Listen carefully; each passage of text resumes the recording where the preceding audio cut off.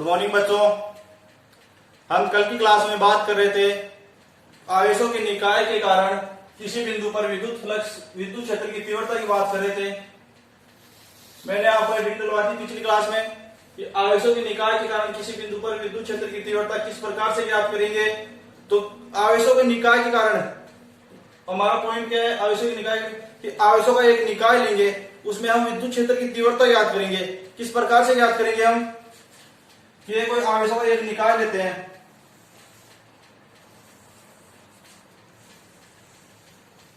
तो हमारे को इसके हेडिंग से पता चले कि ये क्या एक आवेशों का निकाय है। तो इसमें आवेश क्या है, बहुत सारे हैं। तो इसमें आवेश बहुत सारे हैं, तो इसकी वजह से क्या ज्ञात करेंगे, विद्युत क्षेत्र की तीव्रता। तो किस प्रकार से ज्ञात करेंगे, जैसे इसके अंदर आवेश है Q1 Q2, आवेश तो बहुत है, तो इसमें हम विद्युत क्षेत्र की तीव्रता ज्ञात करने के लिए दो चार आवेश ले लेते हैं, Q1 Q2 Q3 Qn, n तक है, बहुत सारे हैं, तो Qn।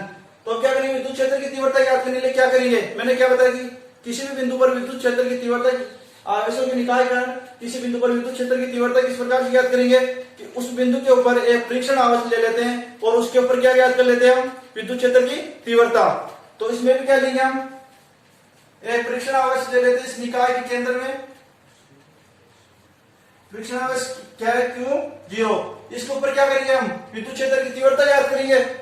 तो इसके ऊपर विद्युत क्षेत्र की तीव्रता पहले तो Q1 आवेश के कारण ज्ञात करेंगे, फिर Q2 के कारण, फिर Q3 के कारण, फिर Qn के कारण कि n तक है।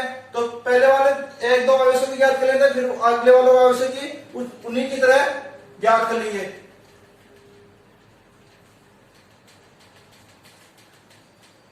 Q1 आवेश है, Q0 आवेश के मध्य की दूरी कितनी मान लेते हैं हम, R1। Q2 से Q0 की दूरी R2 और Q3 से Q0 की बीच की दूरी R3 और Q0 से Qn के बीच की दूरी Rn। ये बिंदु है P।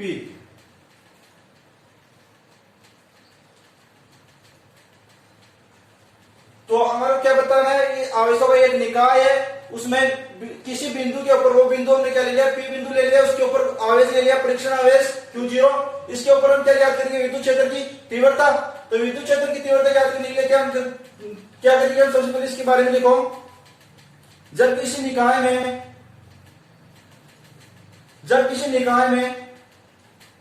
इसके बारे में लिखो कुछ। जब किसी निकाय में अनेक बिंदुवत आवेश, जब किसी निकाय में अनेक बिंदुवत आवेश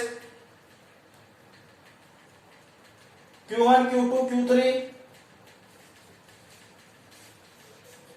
Q1 Q2 Q3 dash Qn Q1 Q2 Q3 dash Qn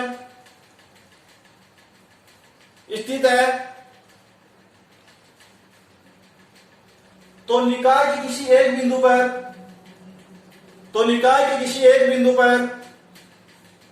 विद्युत क्षेत्र की तीव्रता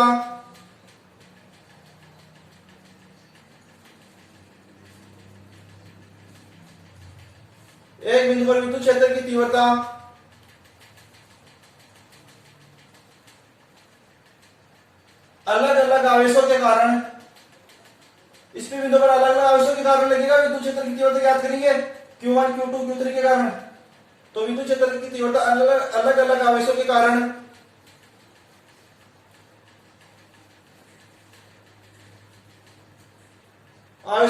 उत्पन्न विद्युत क्षेत्र की तीव्रताओं के सदिश योग के बराबर होता है। जैसे विद्युत क्षेत्र की तीव्रता है, यह अलग अलग आवेशों के कारण, Q1 आवेश के कारण विद्युत क्षेत्र E1 सदिश प्लस Q2 के कारण E2 सदिश प्लस Q3 के कारण E3 सदिश डैश और Qn के कारण En सदिश। विद्युत क्षेत्र की तीव्रताओं की सदिशियों के बराबर होता है।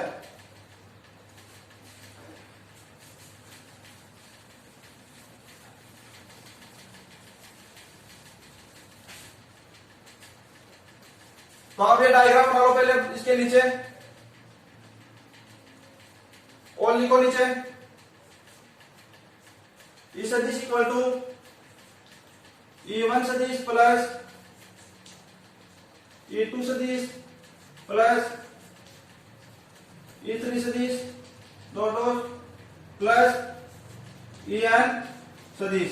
ये बता लो अनेक आवेशों के कारण विद्युत क्षेत्र की तीव्रताओं के सदिशियों के बराबर होता है।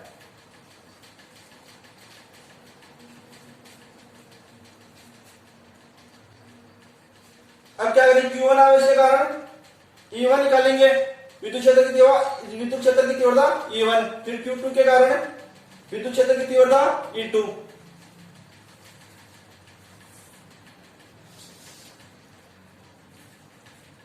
इस सदिश इक्वल टू E1 के कारण क्या होगी, मैंने विद्युत क्षेत्र की तीव्रता में E सदिश इक्वल टू क्या बताया था आपको, L सदिश अपॉन Q0। तो L सदिश समान कूलाम के नियम से L सदिश इक्वल टू क्या होता है, L सदिश इक्वल टू होता है कूलाम के नियम के अनुसार, यहां पर लिख लेंगे कूलाम के नियम के अनुसार, कूलाम के नियम के अनुसार L सदिश इक्वल टू क्या होता है 1/4 पाई एप्सिलॉन 0 Q आवेश Q1 है, परीक्षण आवेश Q0 अपॉन R स्क्वायर। और फिर इसके नीचे L सदिश इक्वल टू तो ये लिख दिया हमने, यहां पर L सदिश इक्वल टू तो ये लिख देंगे विद्युत क्षेत्र की तीव्रता में, और नीचे क्या है Q0 से Q0 कैंसिल हो गया था, क्या आ गया था हमारा 1/4 pi epsilon 0 Q upon R square, ये आ गया था। ये किसके बराबर आया था हमारा, इस सदिश इक्वल टू। तो इसमें क्या कर दिया हम, विद्युत क्षेत्र की तीव्रताओं में Q1 आवेश के कारण विद्युत क्षेत्र की तीव्रता क्या हो जाएगी हमारी 1/4 pi epsilon 0 Q1 upon R square. यह हो गई कि Q1 आवेश के कारण विद्युत क्षेत्र की तीव्रता यह हो गई, प्लस Q2 आवेश के कारण विद्युत क्षेत्र की तीव्रता क्या हो जाएगी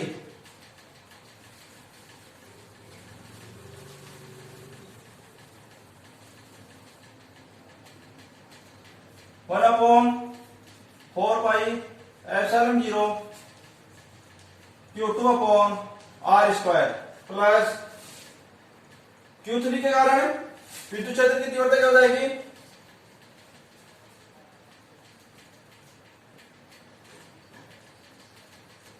1/4 pi epsilon 0 Q3 upon R3 square, plus dot dot dot Qn के कारण 1/4 pi epsilon 0 Qn upon Rn square. ये उतार लो,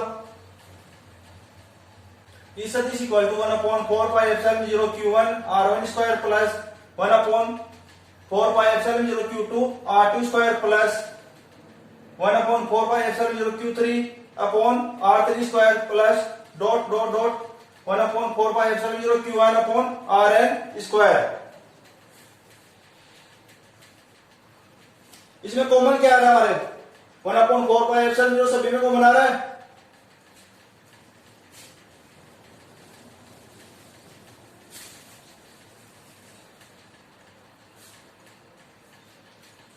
ई सदिश इक्वल टू 1/4 पाई एप्सिलॉन 0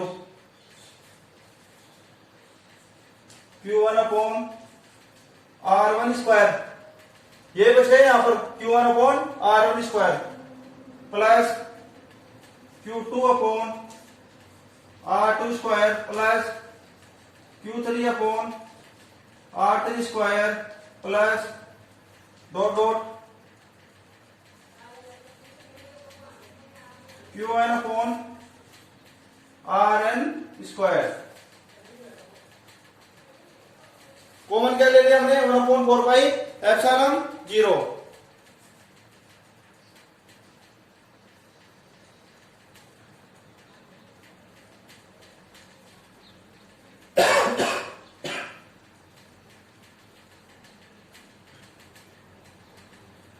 अब इसको समीशन के रूप में सभी को एक साथ लिख देंगे, इस प्रकार से ना लिखे, इसको एक साथ लिखेंगे, किस प्रकार लिखेंगे, कि सदिश equal to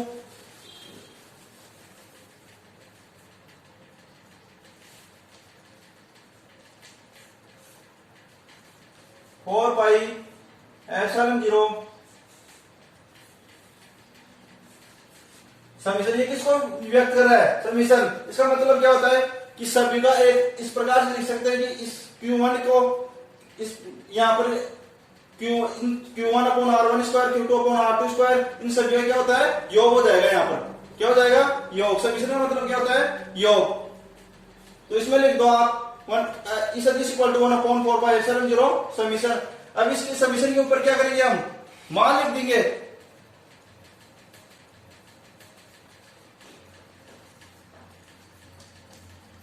I equal to 1, ये किसको व्यक्त कर रहा है, ये आवेश की संख्या को व्यक्त कर रहा है कि आवेश कौन सा है, Q1 है, Q2 है, Q3 है, क्या है वो व्यक्त कर रहा है। और n क्या कर रहा है, n आवेशों की आवेश कितने n तक हैं, Q1 से लेके n तक चलेंगे।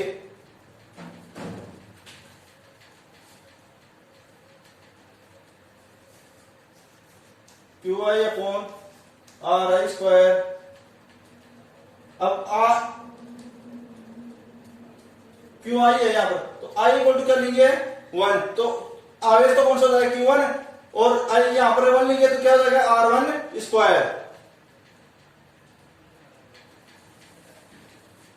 उतारो,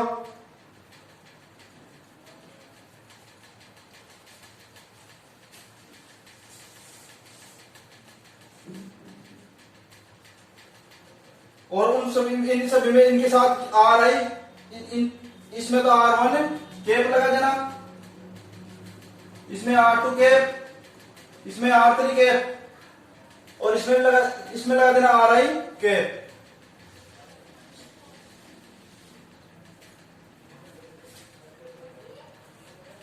ये क्या आ गया हमारा कि आवेशों की निकाय करना किसी बिंदु पर विद्युत क्षेत्र की तीव्रता। ये आवेश लिया था, आवेशों का एक निकाय था, इसमें आवेशों की संख्या n तक थी।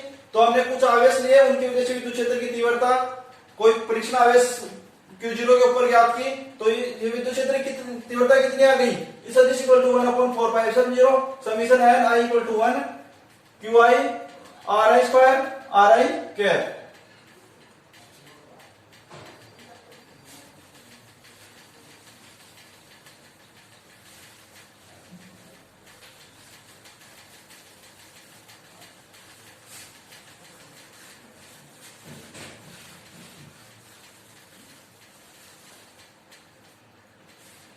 ये तो हो गया हमारा आवेशों की निकाय के कारण किसी बिंदु पर विद्युत क्षेत्र की तीव्रता।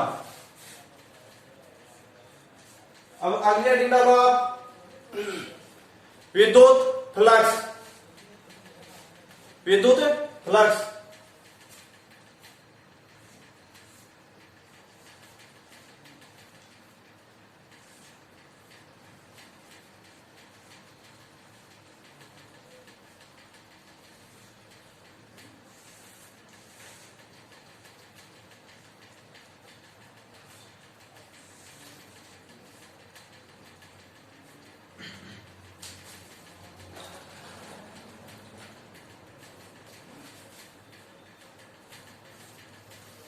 विद्युत फ्लक्स क्या होता है, किसी विद्युत क्षेत्र में रखे किसी पृष्ठ से, किसी विद्युत क्षेत्र में रखे किसी पृष्ठ से लंबवत विद्युत, किसी विद्युत क्षेत्र में क्या रखा हुआ है, कोई फ्लक्स रखा हुआ है, तो उसके लंबवत कोई फ्लक्स बोल सकते हैं, कोई पृष्ठ पर बोल सकते हैं कि ये विद्युत क्षेत्र है, तो इसमें क्या रखा है, कोई पृष्ठ रखा हुआ है। तो किसी विद्युत क्षेत्र में रखे किसी पृष्ठ से लंबवत गुजरने वाली विद्युत बल रेखाओं की संख्या, इस पृष्ठ से क्या गुजरेगी, विद्युत बल रेखा, तो लंबवत गुजरेगी वो भी। तो आप डायग्राम बनाओ, किसी विद्युत क्षेत्र में रखें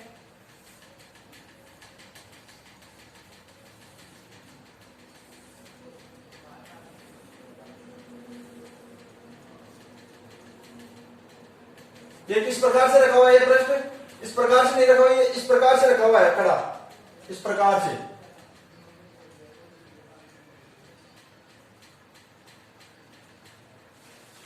आप इसको इस प्रकार से बना लो, थोड़ा तिरछा।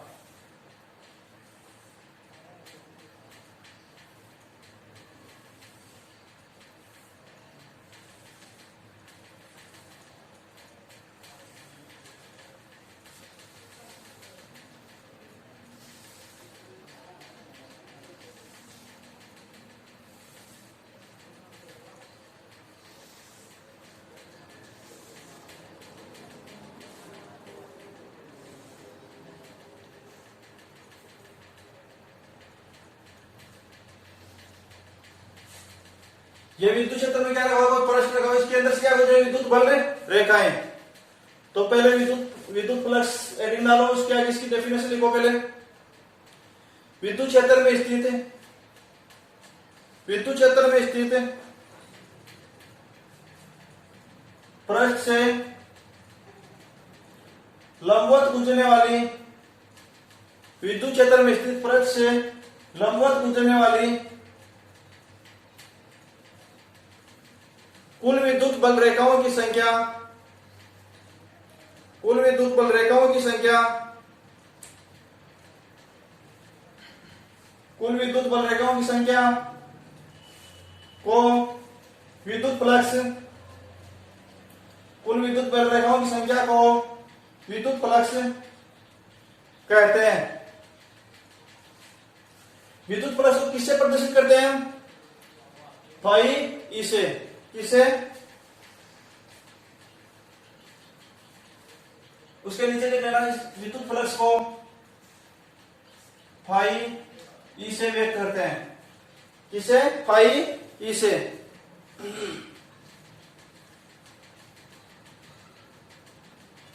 अब विद्युत संपूर्ण पृष्ठ का तो विद्युत फ्लक्स हम एक साथ ज्ञात नहीं कर सकते, इसके लिए हम इसके अंदर क्या लेते हैं, अल्पांश पृष्ठ लेते हैं।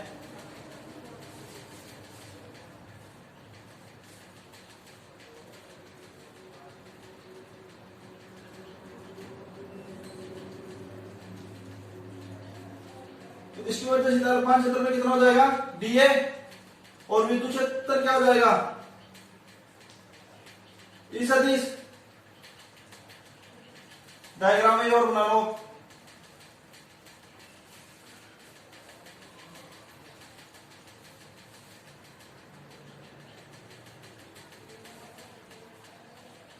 अब इसके नीचे लिखो, आप तीर का चिन्ह लगा के नीचे लिखो, माना पृष्ठीय अवयव,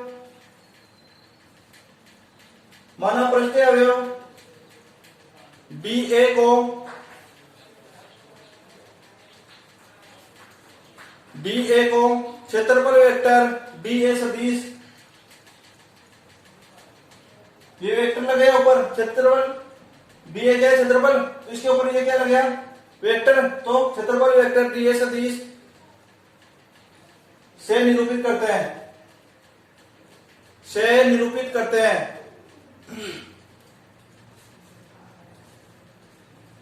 जिसकी दिशा सदैव पृष्ठ के लंबवत होती है, यह पृष्ठ है जिसकी दिशा सदैव पृष्ठ के लंबवत होती है।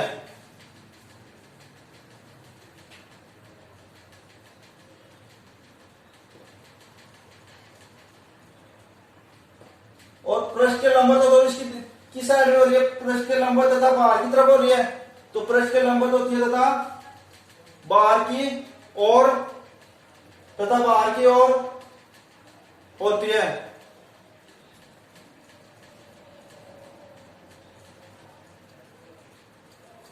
नीचे लिखो, माना पृष्ठीय अवयव, माना पृष्ठीय अवयव डी ए सदिश माना पृष्ठीय अवयव डी ए सदिश की स्थिति पर विद्युत क्षेत्र, माना पृष्ठीय अवयव डी ए सदिश की स्थिति पर विद्युत क्षेत्र कितना है? इस सदिश विद्युत क्षेत्र इस सदिश है।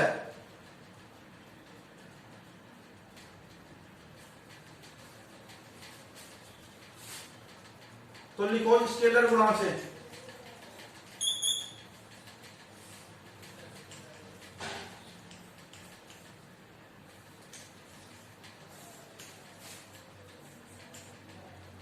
इस सदिश डॉट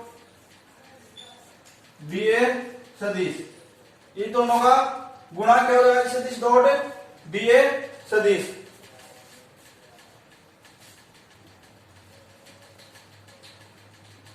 स्केलर गुणांक सदिश डॉट डी ए सदिश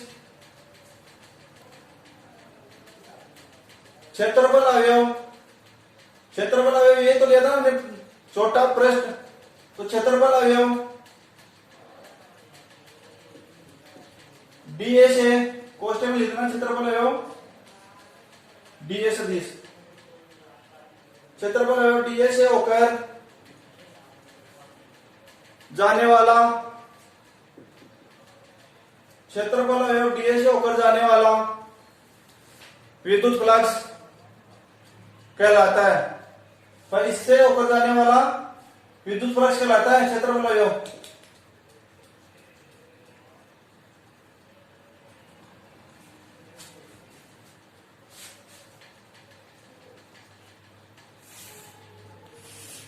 तो छोटे प्लस की करने क्या हो जाएगा?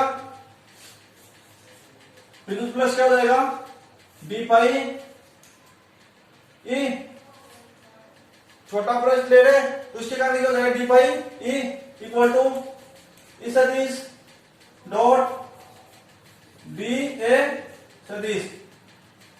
मैंने लिखा है छोटे इसके अल्पांश क्षेत्र से होकर गुजरने वाला विद्युत प्लस कहलाता है। इसके और से गुजरने वाला विद्युत फ्लक्स कितना होगा? डी फाई ई सदिश इक्वल टू ई सदिश डॉट डी ए सदिश।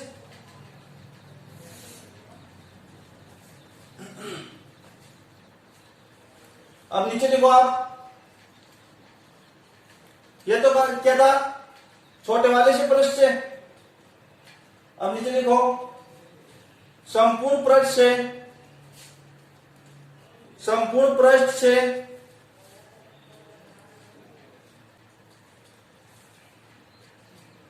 संपूर्ण पृष्ठ से गुजरने वाला विद्युत फ्लक्स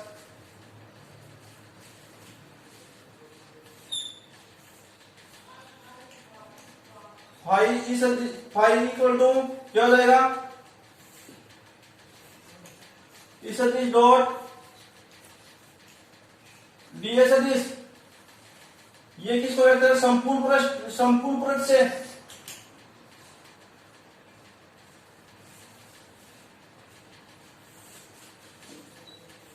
तो फाई इक्वल टू इसका बी ए का समाकलन क्या हो जाता है?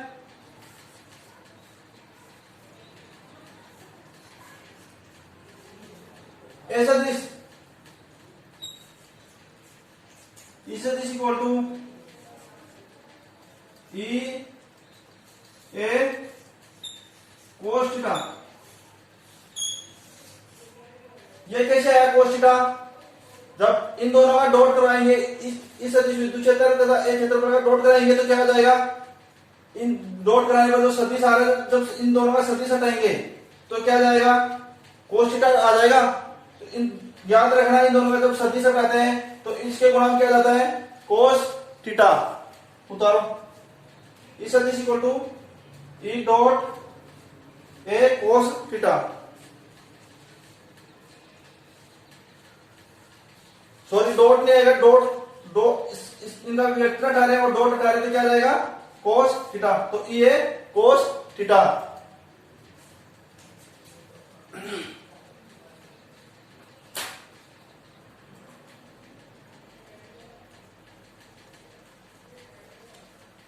और विद्युत फ्लक्स क्या है? इसके नीचे लिख लो, यह एक अदिश राशि है। विद्युत फ्लक्स अदिश है या अदिश? तो क्या है, एक अदिश राशि है।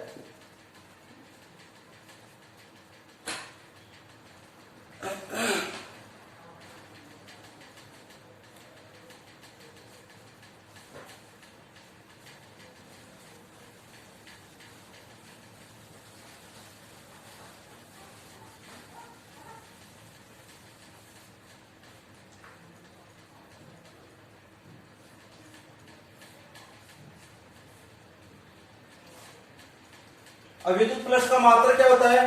तो नीचे लिखो, ई का चिन्ह हेडिंग डालो, मात्रक एवं विमीय सूत्र।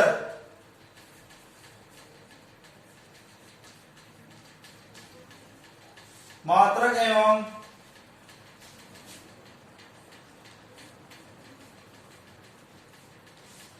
विमीय सूत्र।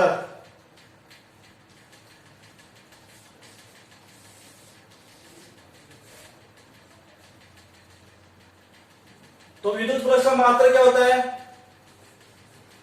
न्यूटन पर कूलम। तो नीचे लिख लेना मात्रक इक्वल टू न्यूटन पर कूलम इंटू मीटर स्क्वायर। मात्रक क्या होता है? न्यूटन पर coulomb into metre square.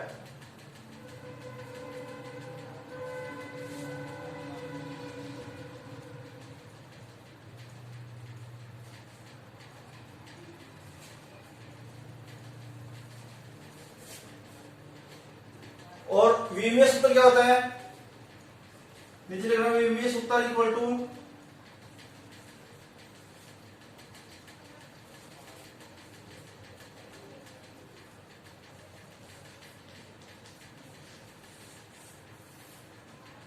mL3T3A inverse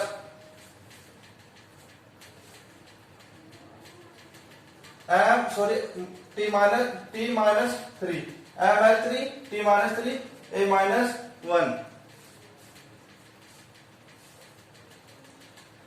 अब नीचे नोट लगाओ,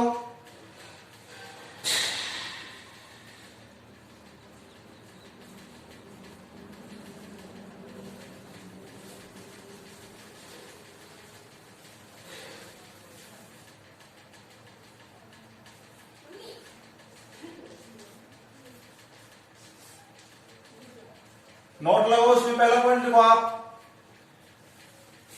इसमें क्या लिखना है कि जब विद्युत फ्लक्स के अंदर विद्युत बल रेखाएं आती है तो कौन सा चार्ज आता है, और बाहर जाती है तो कौन सा चार्ज आता है। तो इसमें लिखो, पहले एक नंबर लगा के नोट में, यदि विद्युत बल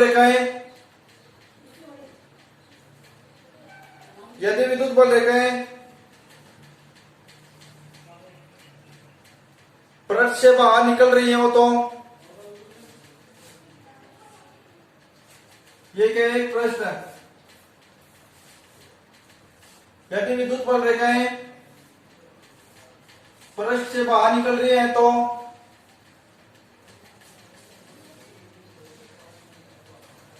यदि विद्युत बल रेखाएं पृष्ठ से बाहर निकल रही हैं तो विद्युत फ्लक्स क्या होगा? विद्युत फ्लक्स लिख लो या फाई ई। विद्युत फ्लक्स ये डायरेक्ट आपको पता है फाई क्या है? विद्युत फ्लक्स है। तो फाई धनात्मक होता है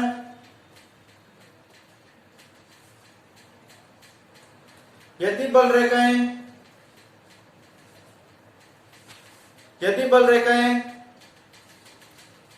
पृष्ठ में प्रवेश कर रही हैं। यदि बल रेखाएं पृष्ठ में प्रवेश कर रही हैं तो फाई ई ऋणात्मक होता है। आप इसका डायग्राम बना लेना।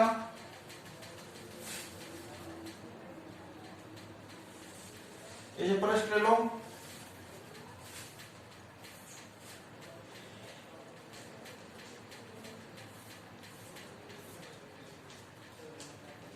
यदि विद्युत बल रेखा बाहर की ओर जाएगी तो विद्युत फ्लक्स क्या होगा, धनात्मक तथा इसमें प्रवेश इसके अंदर होगी तो प्रवेश के अंदर आ रहे हैं तो इसके अंदर होगी तो फाई क्या होगा, ऋणात्मक। अब नोट पे दूसरा पॉइंट डालो आप, इसमें लिखो यदि विद्युत क्षेत्र में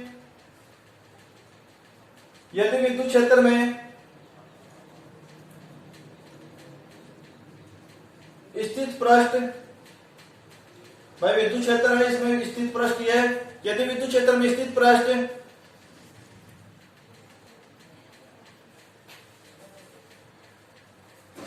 एक बंद पृष्ठ है,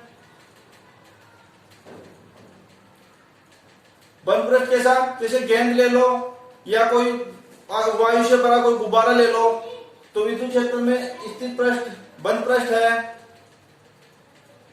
जैसे गेंद या वायु से भरा गुब्बारा,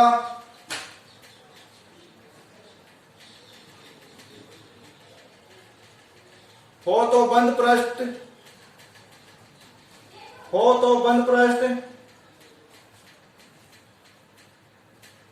बंद पृष्ठ से गुजरने वाली, बंद पृष्ठ से होकर गुजरने वाला विद्युत फ्लक्स कितना हो जाएगा, फाई ई, यहां पर क्या लग जाएगा, बंद, ये वो लग जाएगा इसके ऊपर, तो ये किसको व्यक्त करे, बंद पृष्ठ को व्यक्त करेगा।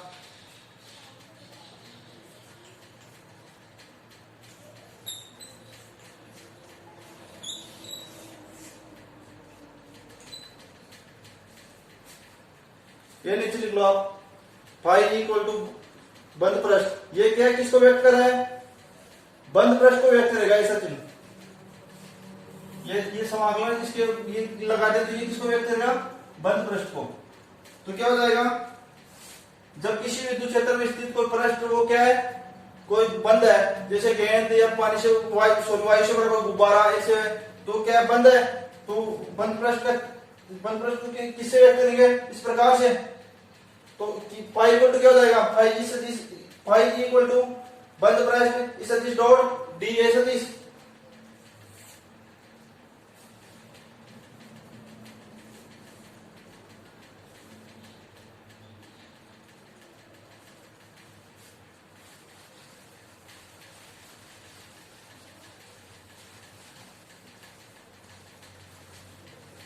ये चीजें आपको नोट भी इसलिए लिखाई कि आपको पता हो कि पृष्ठ के अंदर जब विद्युत बल रेखा आती है तो केस बाहर जाती है तो उनके ऊपर कौन सा चार्ज आता है, और अंदर आती है तो कौन सा चार्ज आता है, तो बाहर जाती है तो धनात्मक, विद्युत पृष्ठ क्या हो जाता है, धनात्मक, और अंदर आते हैं तो ऋणात्मक।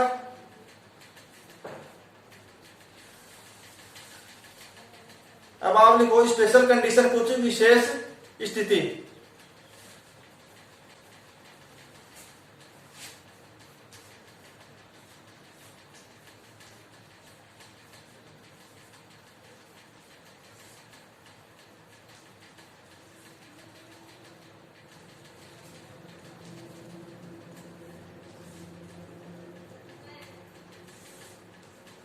स्पेशल कंडीशन, विशेष स्थिति। इसमें पहली कंडीशन क्या होगी, जब विद्युत क्षेत्र तथा डीए सदिश, अल्पांश क्षेत्र क्या था हमारा, डीए सदिश, तो विद्युत क्षेत्र तथा डीए सदिश दोनों क्या हो, एक ही दिशा में हो। तो पहला पॉइंट लिखो आप, जब डीए सदिश है, जब डीए सदिश है, जब डीए सदिश है, इस सदिश एक ही दिशा में हो,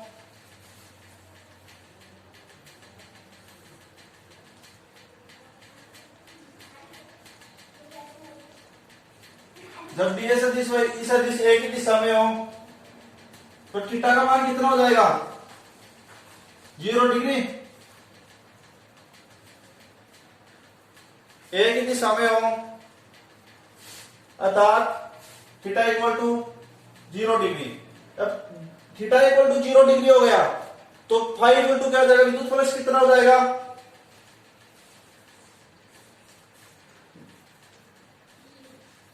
ये कोस थीटा था, तो थीटा का मान क्या लेंगे हम 0, ये कोस 0, कोस 0 का मान कितना होता है,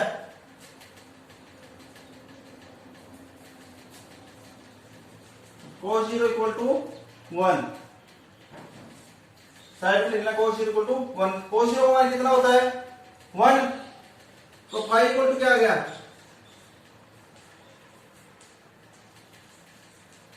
ई ए, क्या गया ई ए, सॉरी ये किसके कारण आ रहा है, अल्पांश के कारण आ रहा है, तो ए ओनली लेने होगा डी ए, क्या है दो डी ए और इस दिशा ना दोनों एक ही दिशा में है, तो E dot D A cos theta का मान, सो थीटा का मान कितना था 0, तो कोस 0 का मान कितना होता है 1, तो फाई इक्वल टू कितना आ गया ई डी ए,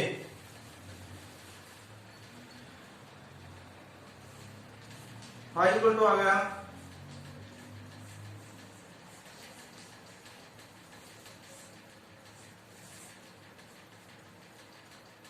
यहां पर एक कब लेते जब संपूर्ण का होता, तो ये एक सदिश का ले रहे हैं हम कि जब इस सदिश तथा इस सदिश दोनों एक ही दिशा में हो, अल्पांश पृष्ठ था उसकी वजह से था ना ये सदिश, तो हम क्या है जब इस सदिश तथा इस सदिश दोनों एक ही दिशा में, तो थीटा इक्वल टू क्या होता है, तो थीटा इक्वल टू 0 होता है, तो कोस 0 का मान कितना होता है 1 होता है, तो फाई इक्वल टू क्या हो गया ई डी ए।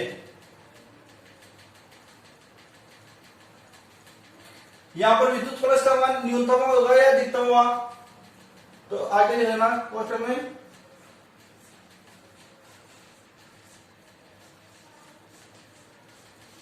अधिकतम, विद्युत फ्लक्स का मान यहां पर क्या हुआ अधिकतम। अब स्पेशल कंडीशन में दो नंबर पॉइंट लगा के लिखो आप,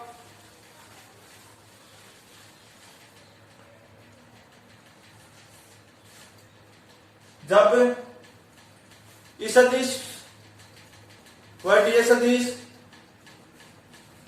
इस सदिश व डी सदिश दोनों क्या हो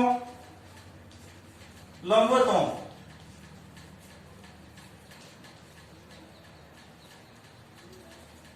तो हमारे होगा यहां पर थीटा का मान कितना हो जाएगा 90 डिग्री, जब इस सदिश व डी सदिश परस्पर लंबवत है, तो थीटा इक्वल टू 90 डिग्री, तो उसमें विद्युत फ्लक्स का मान कितना जाएगा, phi equal to E D A cos theta, theta का मान कितना है लंबवत है तो 90 degree, E D A cos 90 degree.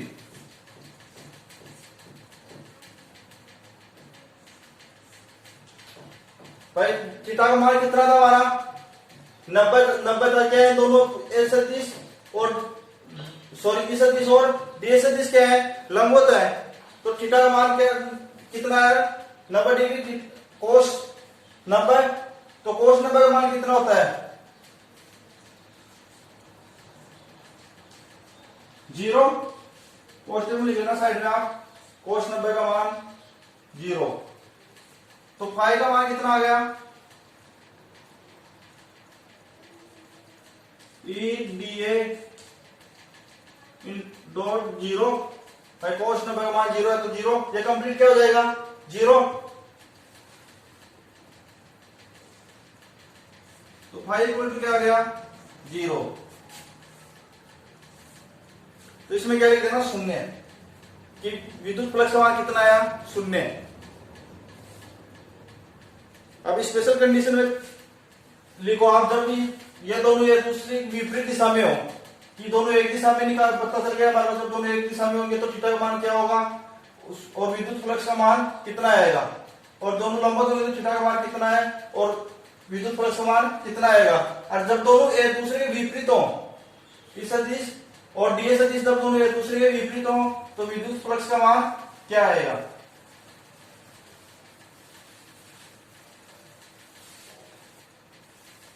Special condition में लिखो आप तीसरा पॉइंट, जब ए सदिश सॉरी ई सदिश व डी सदिश एक दूसरे के विपरीत हो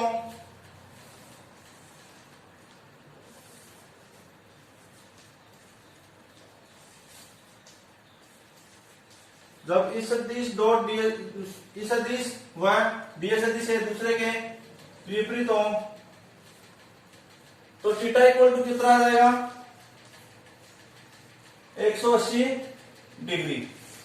भाई एक दूसरे तो हमारा पता है समतल के ऊपर थीटा का मान कितना होता है, इसके ऊपर 180 डिग्री होता है, तो थीटा इक्वल टू 180 डिग्री। तो विद्युत फ्लक्स कितना हो जाएगा E D A cos theta, विद्युत flux equal to E D A cos 180 degree.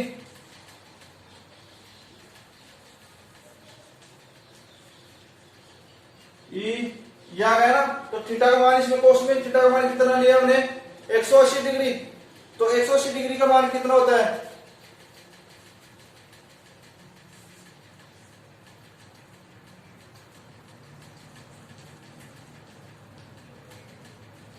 Cos side में लेना, कोस 180 का मान कितना होता है -1 ई डी ए -1, तो इसका मान कितना हो जाएगा विद्युत फ्लक्स का मान -E डी ए।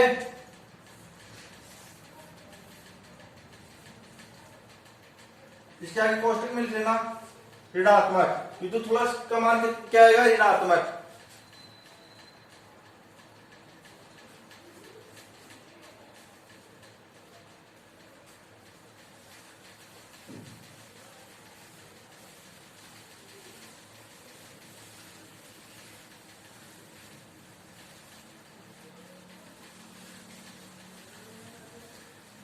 ये कुछ कंडीशन थी वो मैंने आपको लिखा थी कि जब ई सदिश और डी सदिश एक दिशा में हो तो थीटा का मान क्या होगा और विद्युत फ्लक्स का मान क्या होगा। जब दोनों एक दूसरे के लंबवत हो तो विद्युत फ्लक्स का मान कितना होगा, और एक दूसरे के विपरीत हो तो विद्युत फ्लक्स का मान कितना होगा।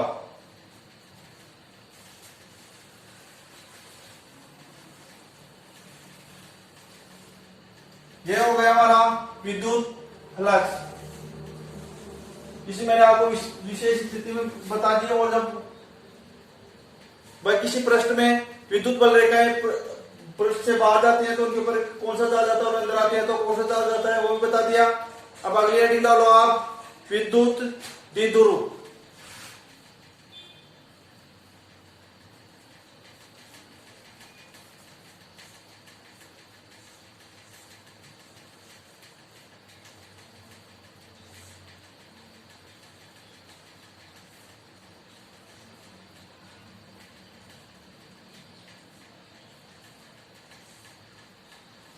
अगली हेडिंग है विद्युत द्विध्रुव।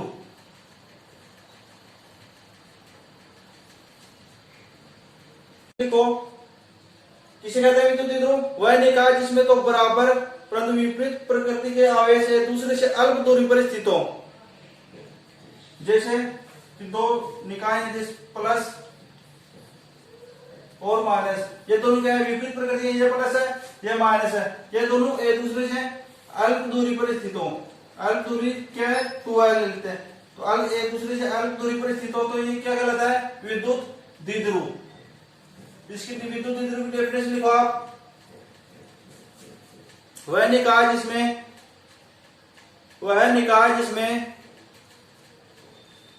दो बराबर वह निकाय जिसमें दो बराबर परंतु विपरीत प्रकृति के, ये प्लस और ये माइनस, इनकी प्रकृति क्या हो गई अलग अलग। वह निकाय जिसमें दो बराबर परंतु विपरीत प्रकृति के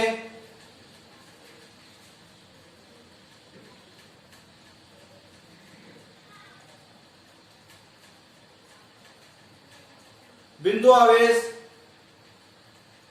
एक दूसरे से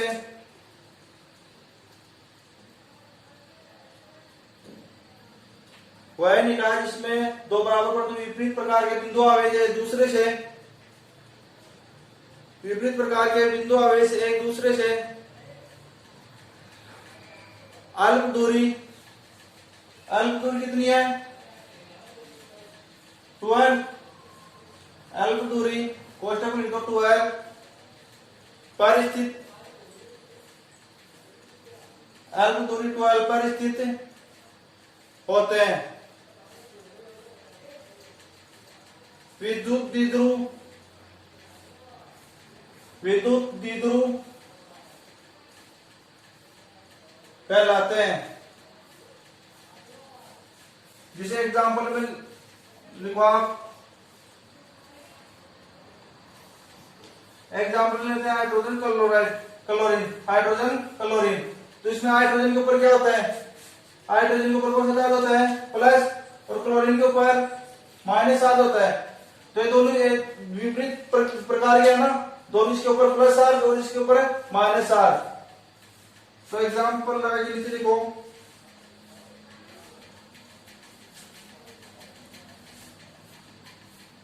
HCl के अणु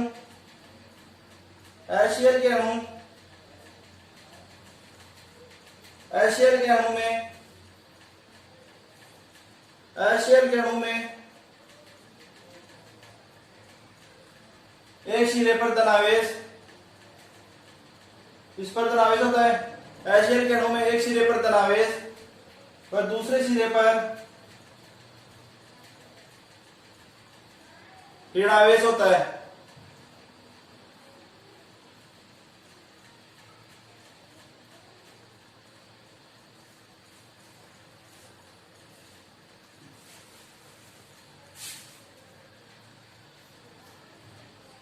तो नीचे लिख देना इस प्रकार से, एक सिरे पर धनावेश और एक सिरे पर ऋणावेश होता है।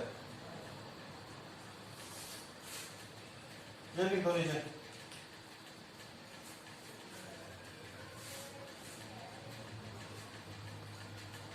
मैंने विद्युत द्विध्रुव की आपको क्या लिखा थी, डेफिनेशन लिखा थी।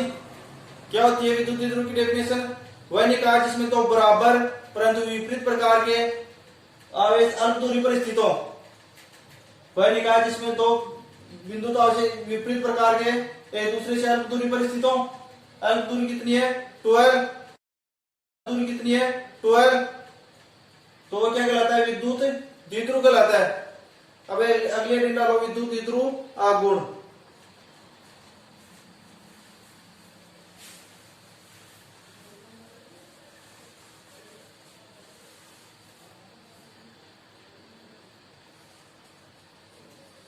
विद्युत द्विध्रुव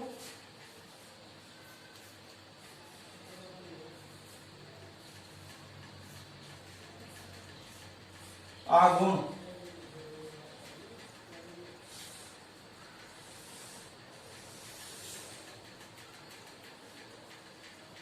विद्युत द्विध्रुव आगुण क्या होता है,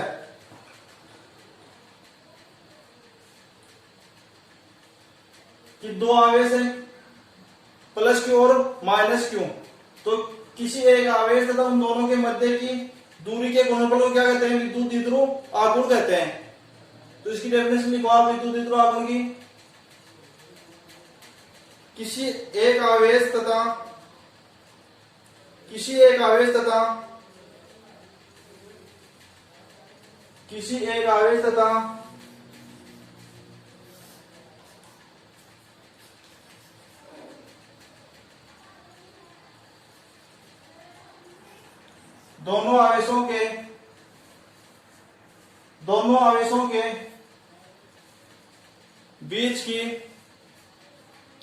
दोनों आवेशों के बीच की अल्प दूरी के गुणनफल को विद्युत द्विध्रुव आघूर्ण कहते हैं। विद्युत द्विध्रुव आघूर्ण को P से प्रदर्शित करते हैं। किससे व्यक्त करते हैं इसको? P से। तो नीचे लिख लो, विद्युत द्विध्रुव आघूर्ण को P से व्यक्त करते हैं।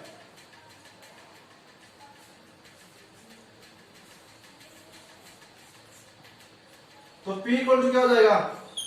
Q इंटू 12 क्या हो जाएगा? Q into 12।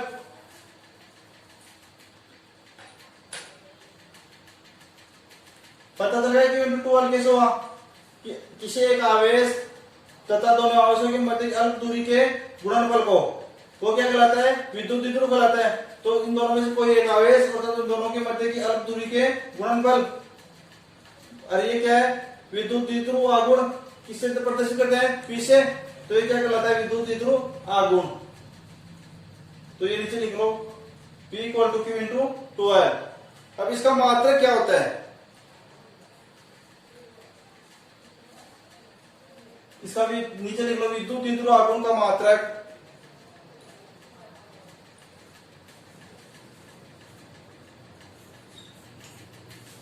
क्या होता है? Coulomb into metre. क्या होता है? Coulomb into metre.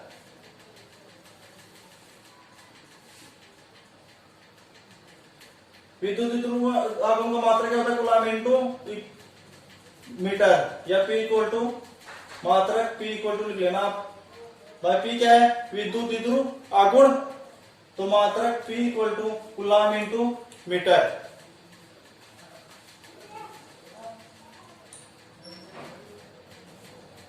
अब आज की क्लास में इतना ही काफी। हम कल की क्लास में अध्ययन करेंगे विद्युत द्विध्रुव की भौतिक सार्थकता। किसके बारे में अध्ययन करेंगे? विद्युत द्विध्रुव की भौतिक सार्थकता के बारे में कल की क्लास में अध्ययन करेंगे।